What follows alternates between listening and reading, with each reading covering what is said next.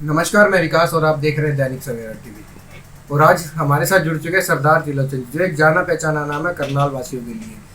इन्होंने जो विपक्ष में रहकर अपनी भूमिका निभाई है और सीएम मनोहर लाल खट्टर के खिलाफ करनाल विधानसभा का चुनाव भी लड़ा। आइए उनसे जानने की कोशिश करते हैं उनका करियर शुरुआत कहाँ से होती है, कैसे और कब कांग्रेस में आए।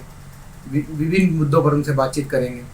सर नमस्कार, दैनिक सवेरा में आपका धन्यवाद, आपके जितने दर्शक हैं उनका धन्यवाद और आपका सहयोग जो हमेशा हमारी पार्टी को करनाल वासी मिलता है उसका भी धन्यवाद। तो सर क्या कहना चाहेंगे कि करियर की शुरुआत कब से होती है सर आपकी, राजनीति में कैसे आई?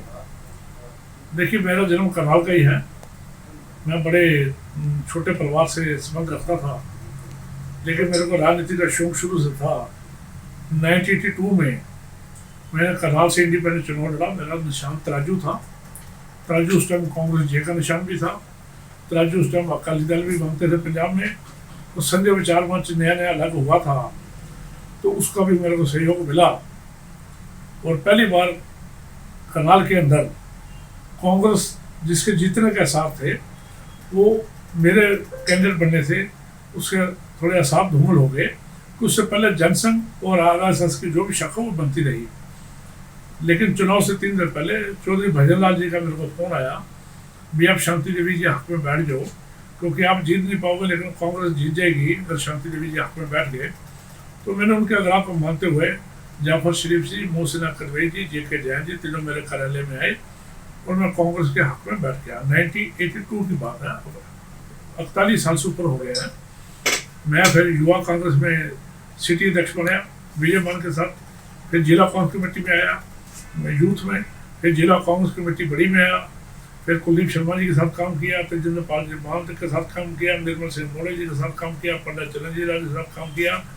करते करते मैं भूपेंद्र जी हुड्डा और चौधरी वीरेंद्र सिंह जी के पास आया, उनके साथ काम किया।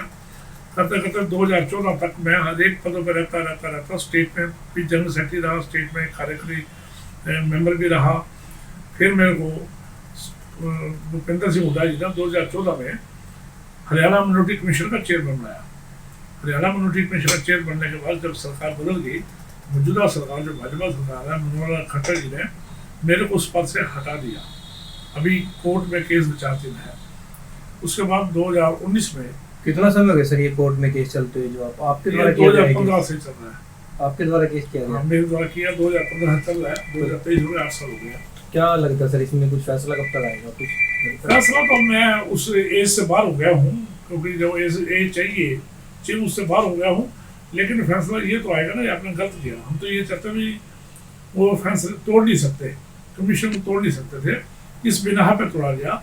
वो हमने केस डाला था, उसका उन्होंने जवाब दिया, उसको परिवर्तन जिला चल दिया। 2019 में मैं किसी की टिकट मांगने के लिए गया था, लेकिन भूपेंद्र सिंह हुड्डा जी ने मेरे को बोला कि आप करनाल से इलेक्शन लड़िए। उन्होंने मेरे जो विश्वास जताया और करनाल की जनता ने उनके विश्वास को मोहर लगाई। करनाल के तमाम कार्यकर्ता मेरे साथ इकजुट होकर उन्होंने मेरी मदद की, जिस वजह से मैं मुख्यमंत्री के मुकाबले में सिर्फ 50% पोलिंग हुई। कितने वोट? 36,000 के करीब मेरे को वोट मिली, वो भी 50% पोलिंग में, क्योंकि पोलिंग ग्राम बड़ा नीचे था। अगर पोलिंग बढ़ती तो मेरी वोट रेशो। क्या लगता है करनाल की जनता वोट करने के लिए नहीं बाहर आई थी? हाँ, उस समय भाजपा से लोग बड़े नाराज थे और हमारा कोई नेता करनाल में वोट मांगने नहीं आ सका, जिसकी वजह से लोग वोट निकालने के लिए बाहर नहीं निकले। और कई हमारे करनाल के लोकल लीडर भी उस मौके पर अंडरग्राउंड हो गए थे, क्योंकि मुख्यमंत्री मनोहर लाल खट्टर का वो मुकाबला नहीं करना चाहते थे, जिसकी वजह से मेरे अकेलों की इतनी लड़ाई लड़नी पड़ी। उस लड़ाई में करनाल निवासियों ने, भूपेंद्र सिंह हुड्डा जी ने, उस समय शैलजा जी प्रधान थी, उनके प्यार से मेरे को 36,000 वोट लोगों ने दी। सर एक प्रोग्राम में जो सीएम के मीडिया कोऑर्डिनेटर जगमोहन आनंद जी, उन्होंने कहा है कि आपने विपक्ष में रहकर बहुत महत्वपूर्ण भूमिका निभाई है, तो उस पर क्या थोड़ा विचार डालेंगे? देखिए, जगमोहन जी तो देख ही रहे हैं, क्योंकि पहले दिन से जिला प्रधान भी थे कि इतने समय से सीएम के आगे डटे हुए विपक्ष में रहकर। मैं पिछले 9 साल से, जब से वो सीएम साहब आए हैं, मेरी अगर कटिंग देख लो, आप तो प्रेस में आप तो जानते हो, मैं 9 साल से ही मुद्दे उठाता रहता हूँ। लेकिन 2019 के बाद मैंने लोगों से वादा किया था, मैं विधायक बनूँ या न बनूँ, आपकी आवाज़ बन के रहूँगा। और मैं उनकी आवाज़ बढ़कर रहा। हर तरह का मुद्दा मैंने उठाया, चाहे प्रदर्शन के माध्यम से हो, चाहे प्रेस के माध्यम से हो। और मेरी इस लंबी लड़ाई में प्रेस की बहुत अच्छी भूमिका है, जो मेरे को सहयोग देते हैं। अभी कि मैं बहुत अमीर आदमी नहीं हूँ, मैं गुरबत बड़ी नज़दीक से मैंने देखी है, उसके बावजूद प्रेस वालों का जो मेरे साथ प्यार है उनका भी मैं भारी रहूँगा। और वही 2019 के बाद लेकर अब तक लगातार, मैं पीछे मुकदमे बन गया था, आप उसमें थे। हमने जब मोदी हटाओ संविधान बचाओ का नारे लगाए, उसमें हमारे 70 के करीब लोगों में चलान हुए, जो अभी हम भुगत रहे हैं, जिसकी तारीख अगले 17 अगस्त को तारीख है, वो भी हम भुगत रहे हैं। हर तरह का दौर मैंने देखा है। तो सर, एक मोदी जी अपने भाषणों में एक बात बड़े जोरों शोरों से बोलता है, जनता कसम मुझे इस मिट्टी की, मैं देश नहीं बिकने दूंगा। देखिए, लोग उनकी बात को नहीं समझे। जो जो उन्होंने बातें कही, जैसे जेल के बाद आमतौर पे, मैं एक जेल की बात नहीं, कई जेलों के बाद लिखा होता है भी अंदर ये चीज़ें नहीं मिलेंगी, चाहे वो कोई भी चीज़ हो, और वो सारी चीज़ें अंदर मिलती हैं जो जेल के बाद लिखा होता है। मोदी जी ने क्या कहा, देश नहीं बिकने दूंगा, देश में बचा ही क्या है। एक भारत माता की फोटो है जो हमारे पास है, वही बची हुई है। देश के सारे इंस्टीट्यूशन उन्होंने भेज दिए, BSNL खत्म हो गई है, LIC खत्म हो गई है, बड़े बड़े बैंकों का ऊपर हर टाइम डंडा रहता है। अडानी अंबानी को फायदा पहुँचाने के लिए इन्होंने हमारा हिंदुस्तान का टोटल पैसा जो एमरजेंसी के लिए रखा होता है वो भी निकाल लिया। कोरोना के नाम पर अरबों खरबों रुपये चंदा इकट्ठा हुआ, आज तक नहीं पता हमारे को कहाँ है। GST के माध्यम से लोगों में हाहाकार मची हुई है। तो अब कहाँ रह गया? किसानों के ऊपर लाठीचार्ज हुआ, किसानों के 800 के करीब किसान शहीद हो गए 13 महीने में बैठे बैठे।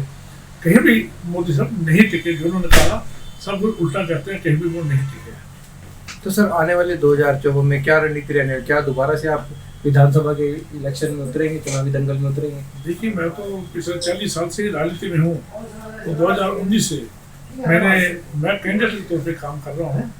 जैसे एक कैंडिडेट को हारा ना हो, जिसकी जुबान जब्त न हुई हो। अभी के पीछे एक पत्रकार ने मेरे को कटाक्ष किया भी पैसा बड़ा चाहिए। मैंने उनसे पूछा क्या मीना मंगल के पास पैसा था, वो विधायक बनी। बलबीर वाल्मीकि के पास पैसा था, वो विधायक बना। ऐसे बहुत सारे लोग हैं जिन्होंने पैसा नहीं, वो विधायक बने।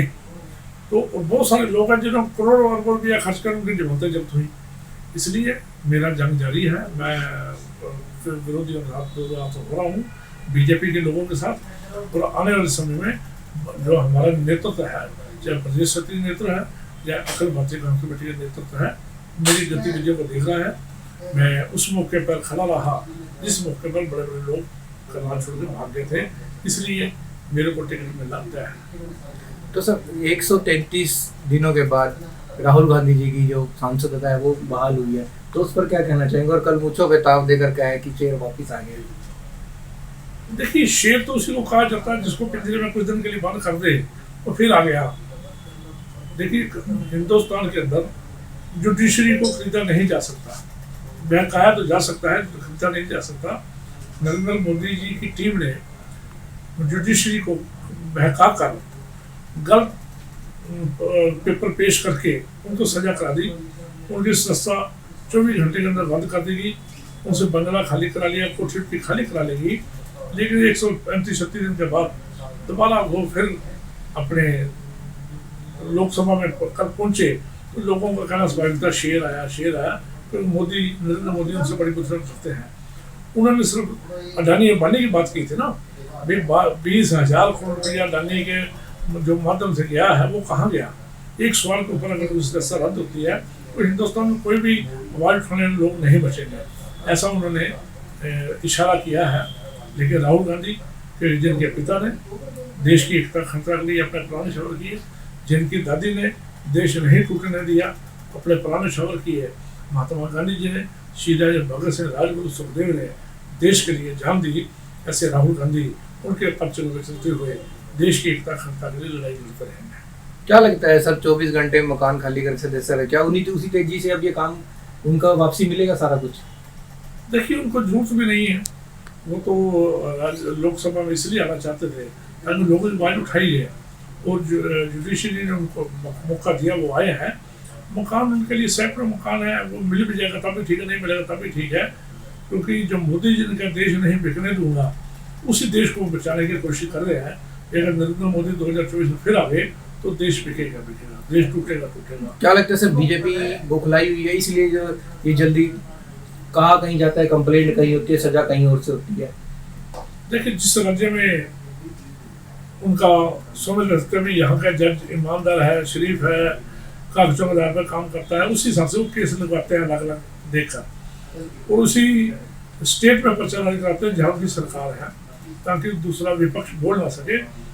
लेकिन कहीं ना कहीं तो न्याय होता है, सत्य में भी जलते, ऐसे नहीं लिखा गया था। भारत माता है, भारत माता सबको देखती है। राहुल गांधी को भी देखा उन्होंने, उनके परिवार को भी देखा। राहुल गांधी सच्चाई पे चल रहे हैं, इसी करके उनकी सजा जो है बहाल कर दी गई, उनकी सजा मुक्त कर दिया गया। तो सर, हमारे चैनल के माध्यम से जनता से क्या कुछ संदेश देना चाहेंगे आप इस बार? जनता से मैं ये संदेश देना चाहता हूँ, जिस देश को आज़ाद कराने के लिए हमारे रणबंकुरों ने, हमारे पूर्वजों ने अपने प्राण न्यौछावर किए, आज 72-75 साल के बाद भाजपा द्वारा उसी देश पे भाईचारा तोड़ा जा रहा है। हिंदू, मुस्लिम, सिख, ईसाई सभी भारतीय भाई भाई का जो नारा दिया था, उस नारे को खंडित करके नूर जैसी घटनाएं जगह जगह पर की जा रही है। भाईचारा बढ़ाए रखें, भाईचारा बढ़ा कर रखें, देश ना टूटने दें। देश टूट गया तो हमारा हम गुलामी समझो आ चुकी है। सर, नो हिंसा पे अभी अनिल विज से पूछा गया था, पत्रकारों ने पूछा, तो उन्होंने दो टूक जवाब दे दिया कि सीएम मनोहर लाल खट्टर जी सकते हैं। कारण ये कि उनको भरोसा नहीं है अनिल विज जी को कि मैंने बोलना क्या है, करना क्या है, मैं किस मुद्दे पर बोलना है। आपने सवाल किया, उन्होंने जवाब कौन सा देना इसलिए पता नहीं है। उनको कह दिया गया आप चुप रहिए, मनोहर लाल खट्टर जवाब देंगे। मनोहर लाल खट्टर ने जवाब दिया तो ऐसा दे दिया भी हर व्यक्ति की सुरक्षा नहीं कर सकते। ये हम इसकी निंदा करते हैं। देश का जो मुखिया होता है या प्रदेश का मुखिया होता है, हर व्यक्ति को सुरक्षा देना उसका काम होता है। मनोहर लाल जी खट्टर अपनी जिम्मेदारी से भाग नहीं सकते। नो कांड में पूरी तरह फेलियर है उनका, सरकार का फेलियर है, इंटेलिजेंस का फेलियर है, CID वगैरह सब फेल हो चुके हैं। मनोहर लाल जी खट्टर को उस जिम्मेदारी से भाग लेना चाहिए। सर, लगातार सीएम मनोहर लाल खट्टर जनसंवाद करते आ रहे हैं, अब इंद्री में 13 तारीख को जनसंवाद कार्यक्रम है सर, उस पर क्या कहना चाहेंगे? जनसंवाद तो वहाँ होता है जहाँ कोई बैरिकेड ना हो, जहाँ किसी से ये पूछा ना जाए भी तुम कौन है, कहाँ से आया है। ये तो पहले दिन लिस्ट बनती है, उनके आधार कार्ड ले लिए जाते हैं, उनकी सिक्योरिटी चेक करा ली जाती है, और ज़्यादा वही आदमी लिए जाते हैं जो भाजपा माइंड के हो या भाजपा के कार्यकर्ता हो। और सवाल भी वही उस व्यक्ति से उठाया जाता है जिसका काम हो चुका होता है, जिसको कह दिया जाता है कि मेरा राशन कार्ड नहीं बना अभी लोग 2 घंटे में, जबकि उसका राशन कार्ड बन चुका होता है 2 दिन पहले। वो 2 घंटे वाली जो अपील है उसमें साइन मार का देता है, वहाँ वही लूटने के लिए जनसंवाद नहीं होता। जनसंवाद वहाँ होता है जहाँ प्रेस को अलाउड किया जाए, जहाँ हर व्यक्ति स्वतंत्रता से आया जाए, जहाँ खड़े होकर बात की जा सके। एक खड़ा भी नहीं होने देते, महिलाओं को दुपट्टा ना घेरना पड़े, हर एक आदमी बात सुने, वो जनसंवाद होता है। ये जनसंवाद नहीं होता जेल के अंदर बुला के कैदियों को पूछ लिया जाए बोलो आपकी क्या इच्छा है, वो जनसंवाद नहीं होता। कैद की तरह, जेल की तरह कैद करके उनसे सवाल किया जाए। जैसे कि आपने सरदार त्रिलोचन सिंह जी को सुना, जो 40 साल से राजनीति करते हैं और 2024 में भी विधानसभा करनाल से चुनाव लड़ेंगे और एक अपनी महत्वपूर्ण भूमिका निभाएंगे, क्योंकि उन्होंने विपक्ष में रहकर 9 साल से लोगों के लिए तत्पर रहे, लोगों की आवाज़ उठाई है। बने रहे हमारे साथ, हम आपको पल पल की खबरों से अपडेट कराते रहेंगे। आपकी नज़र हम बन सकते हैं। मेरे सहयोगी संदीप के साथ विकास कुमार, दैनिक सवेरा से करनाल।